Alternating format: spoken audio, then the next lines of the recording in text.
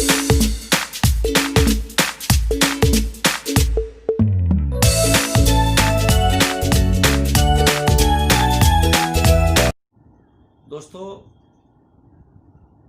Civil structure गुरु आपका स्वागत करता है।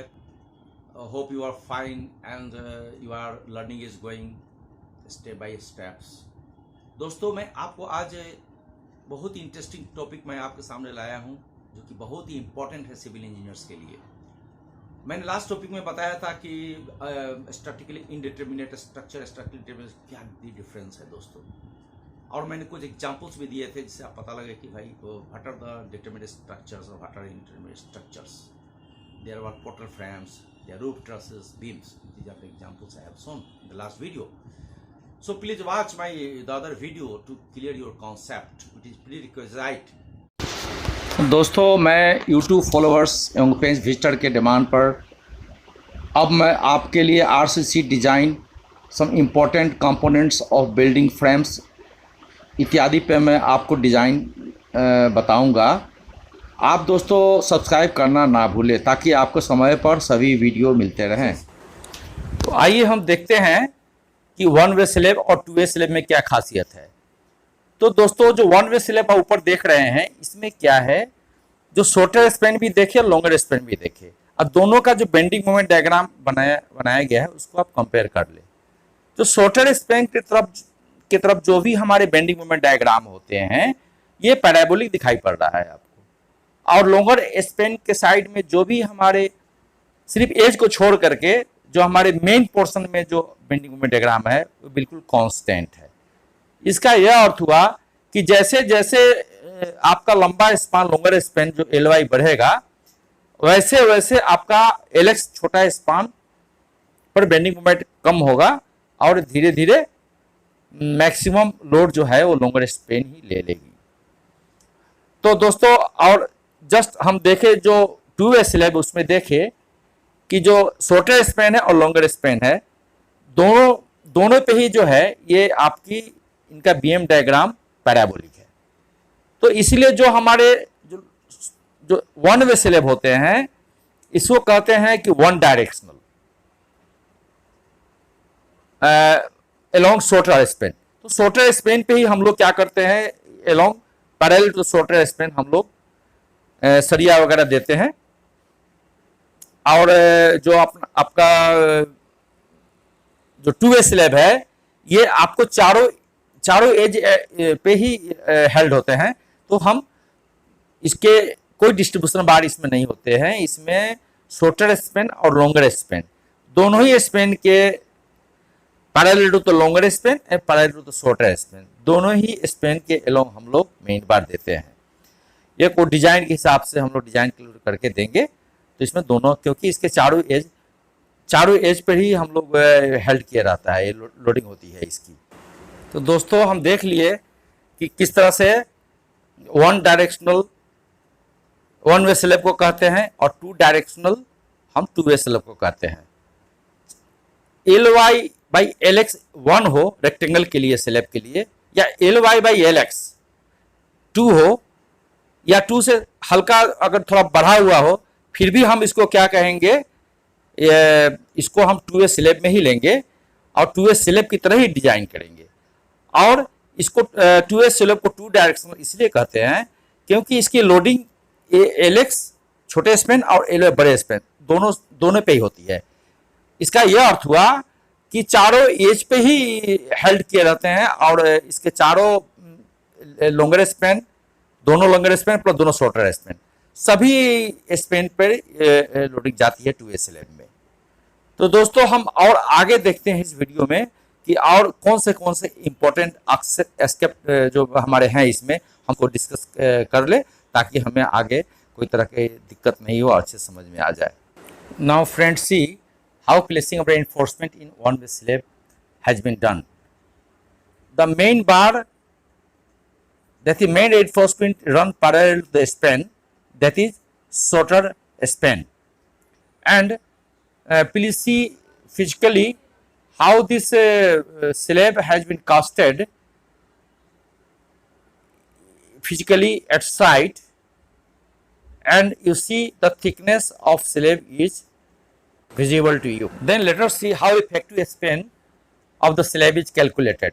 So the effective span is, दोस्तों ये सेंटर टू सेंटर आप ले ले, जैसे हमारे जो शॉर्टर स्पैन जो देख रहे हैं उसमें या तो कलम हो या साइड में अगर बीम दौड़ रही हो, तो शॉर्टर स्पैन में हम सेंटर सेंटर ले ले डिस्टेंस, तो ये आपकी इफेक्टिव स्पैन मिल जाएगी। और दूसरा यह है कि हम क्लियर स्पैन ले ले। क्लियर स्पैन क्या होता है, जो सपोर्ट के दोनों सपोर्ट के अंदर अंदर की दूरी को हम क्लियर स्पैन कहते हैं, वो क्लियर स्पैन ले ले और हम plus effective depth of slab जोड़ ले। तो दोस्तों इफेक्टिव डेप्थ ऑफ स्लैब को जोड़ते समय आपको ध्यान रखना होगा कि यदि ऊपर 1 इंची की अगर स्लैब की अगर फ्लोरिंग की हो तो उसको आप नहीं लेना है। एक्सक्लूडिंग फिनिशिंग, नेट जो आपका जो 5 इंची के है या 4 इंची 8 इंची की जो भी स्लैब है नेट, वो लेना है और उसके टॉप से लेना है। और कहाँ लेना है, नीचे की ओर। तो जो सेंट्रोइड है आपकी सरिये की, ये सेंट्रोइड डिस्टेंस होगी। सपोज अगर नीचे की आपकी डिस्ट्रीब्यूशन बार अगर 8 mm है और मेन बार 10 mm है, तो 10 प्लस डिस्ट्रीब्यूशन बार की भी डाया आप ले ले, दोनों का जो सेंट्रोइड होगा वो डिस्टेंस होगी और उसकी टॉप की डिस्टेंस होगी, दोनों को मिला करके हम लोग उसके इफेक्टिव डेप्थ निकालते हैं। तो इसमें आप गलती नहीं करें तो ज़्यादा अच्छा रहे, डिजाइन बढ़िया होगा आपकी। इफेक्टिव डेप्थ लेने में लोग अक्सर गलतियां करते रहते हैं, तो दोस्त इस पर ध्यान दें। तो आइए हम कवर के बारे में थोड़ा डिस्कस कर ले। ये कवर, नॉमिनल कवर हम स्लैब में क्यों देते हैं या बीम या किसी चीज़ में क्यों देते हैं, क्योंकि हमें ये इन्वायरमेंटल से प्रोटेक्शन करता है।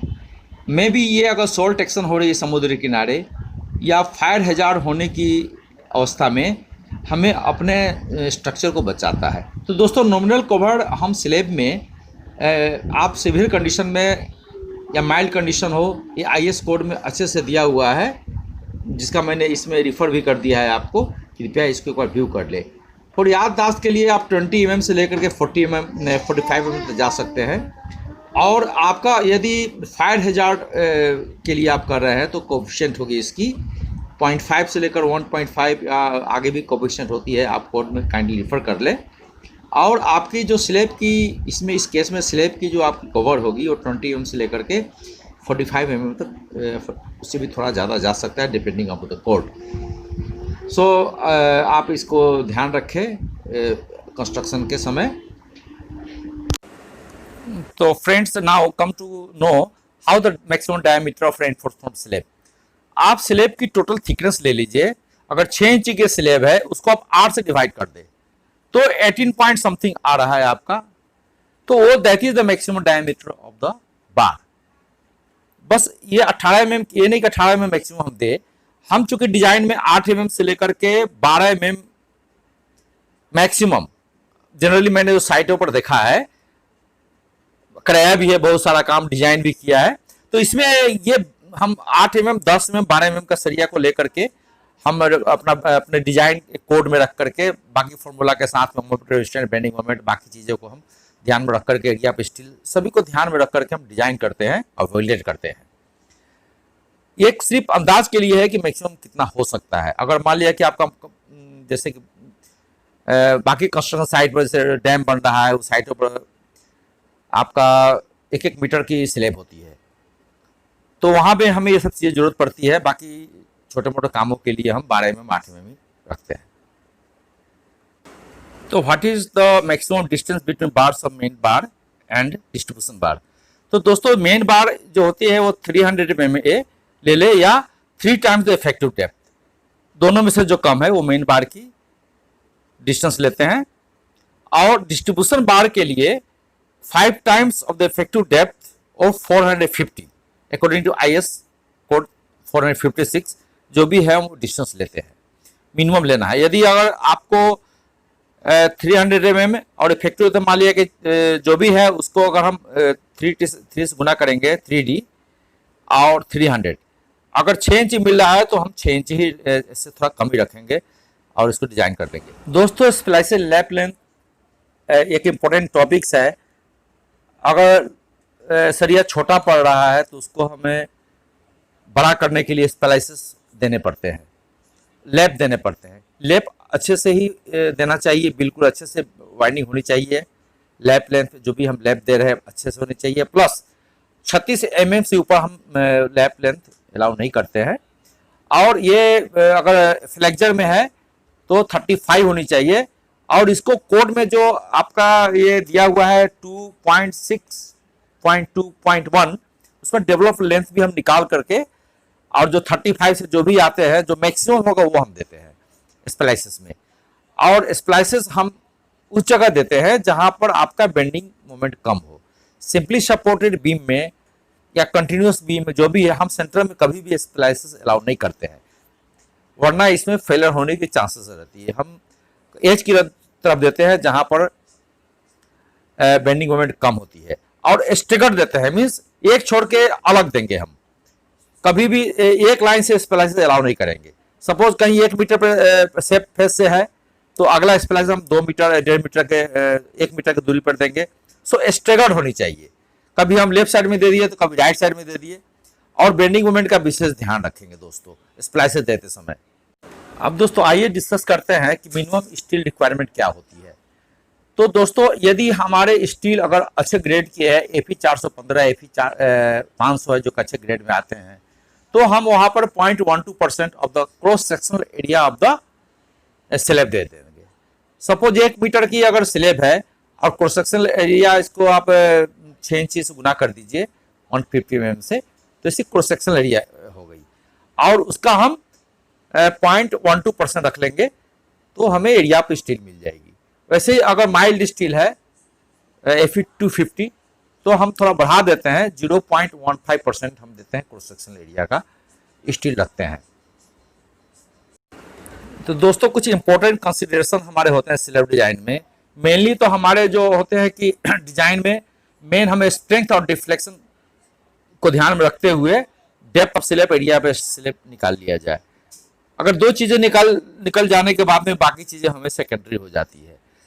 और दोस्तों IS कोड 23.2(1)AE में 456 में जो भी स्टेपुलेटेड कंडीशन है उसको लेते हुए हम आपको अगले नेक्स्ट वीडियो में नेक्स्ट क्लासेस में आपको अच्छे से इसको बताएंगे एक एक स्टेप बाय डिजाइन, ताकि आपका नॉलेज डिजाइनिंग में अच्छे से अच्छे और बेहतर हो सके। तो दोस्तों आप देख चुके हैं कि स्लैब जो है मेनली जो डाउनवर्ड यूनिफॉर्म डिस्ट्रीब्यूटेड लोड को लेते हैं और ये शॉर्ट स्पैन की तरफ ही आपका वन वे स्लैब होता है, वन डायरेक्शनल। तो हमें जब स्लैब में लेते समय मुख्यतः 1 हो या 2 हो बेंडिंग मोमेंट का विशेष ध्यान रखते हैं हम लोग। और चूंकि शेयर फोर्स 6 इंची 8 इंची तक हमें देखा गया एक्सपेरिमेंट से कि इसमें स्ट्रिप्स की कोई ज़रूरत नहीं होती है, क्योंकि इसमें शेयर उतना डेवलप होता नहीं है जो थिक स्पैन में होता है। तो दोस्तों इस तरह हम आगे बढ़ते रहेंगे। दोस्तों उम्मीद है आपको वीडियो पसंद आया होगा और हम RC डिज़ाइन पर दूसरे वीडियो भी लाया करेंगे। और मेरे स्ट्रक्चर एनालिसिस वाले सभी वीडियो देख लें ताकि आप स्ट्रॉन्ग हो सके। शेयर्स लाइक एंड सब्सक्राइब करना ना भूलें। Thank you.